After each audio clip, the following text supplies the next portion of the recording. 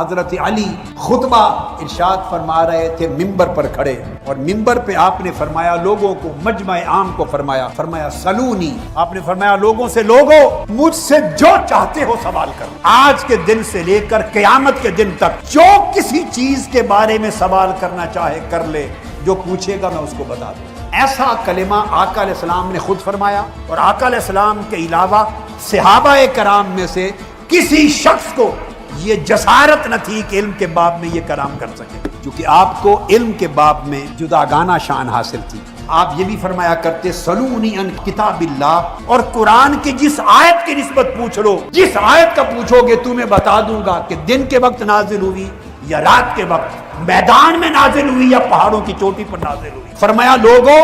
میرے دنیا سے چلے جانے سے پہلے